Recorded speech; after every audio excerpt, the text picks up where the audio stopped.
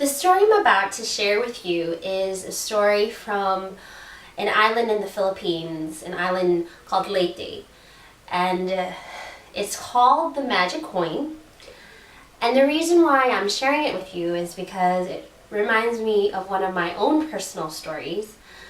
When I turned 16, my late aunt, she gave me a birthday gift, and this birthday gift was actually a $50 bill.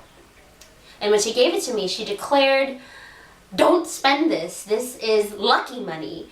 And she explained that I wasn't to spend this $50 bill because it was my lucky money and that it would bring me all this wealth.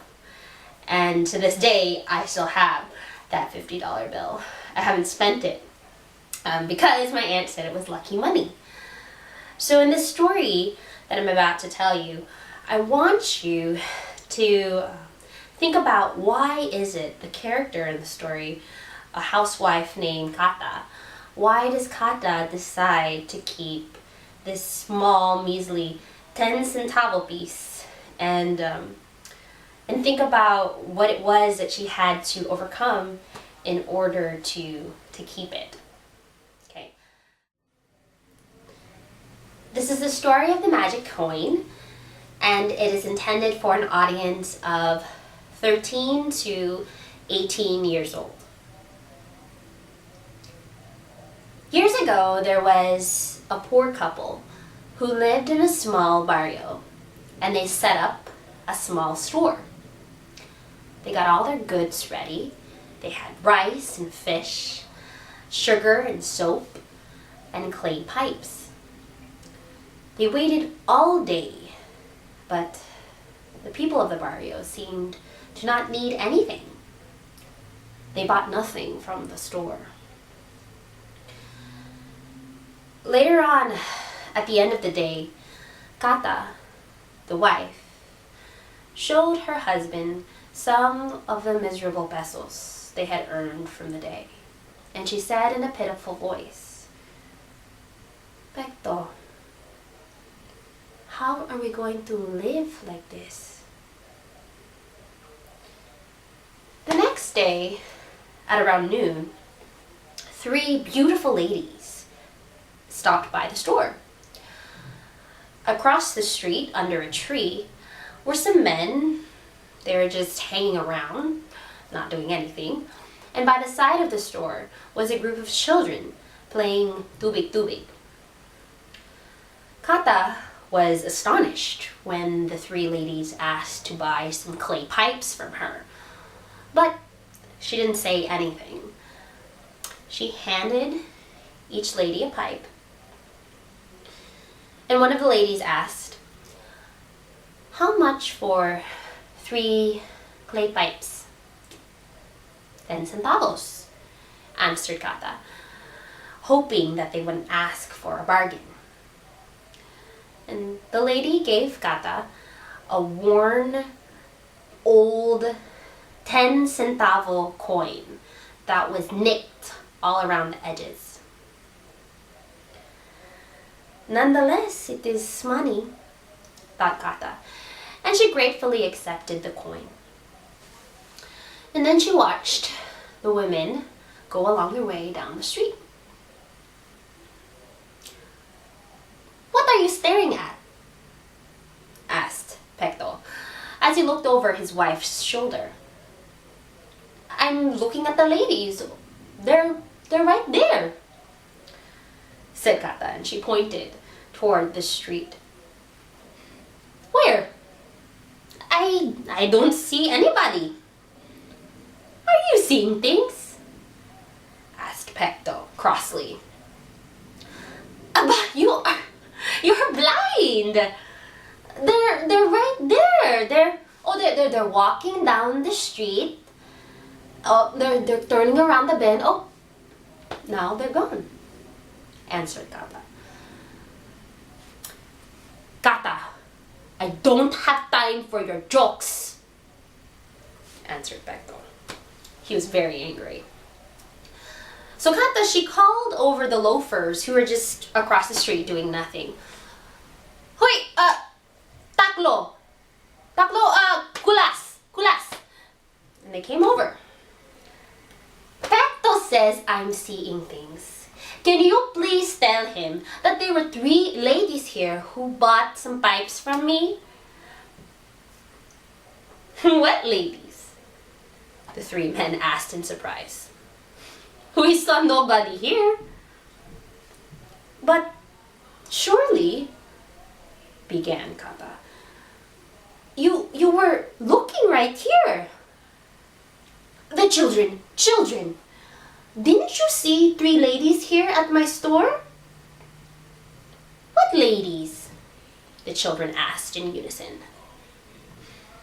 And then they all looked at Kata strangely, and then they hurried away, whispering among themselves. Kata herself began to wonder and ask maybe she was seeing things. But then she remembered the 10 centavo coin. Here is the crooked 10 centavo coin, she said to herself. It proves that they were here. And she was about to show Pecto, but then she changed her mind. And instead, she put it in a little box for safekeeping. The next morning, Kata was surprised to find several barrio people waiting to buy things from her. They bought and paid, and then they left. Hardly had she finished helping the last customers when another customer entered. Kata had a steady stream of customers the whole morning. And in the evening, she had to go to town in order to replenish all the goods she had sold that day. She even added some other items that she didn't have before. Business was brisk the following day, and every day after that. Kata soon discovered that her store was becoming too small for all the merchandise that she had, and so she built a bigger store. She purchased a large stock of goods, but even these supplies ran out in a short period of time. Their business was flourishing, and the store was getting bigger and bigger, and Kata and Pecto were getting richer and richer. One day, while Kata was tending the store, 3 beautiful ladies appeared.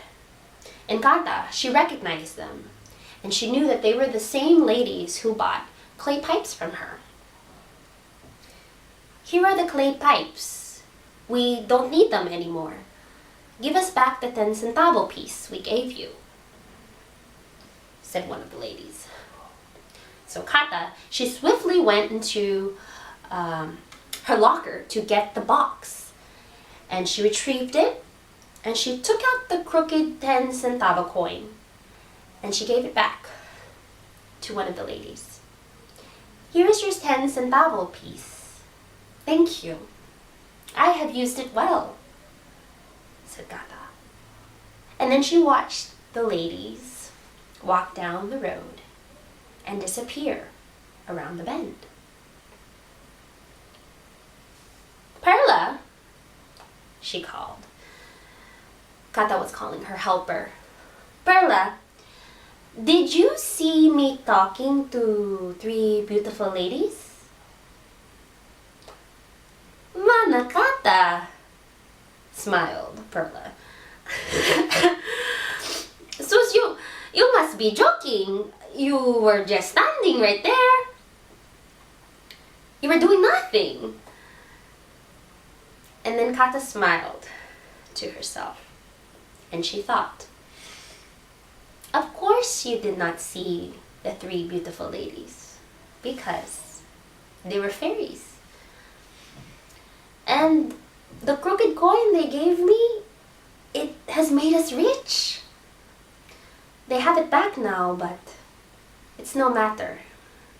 I am very content with what we have.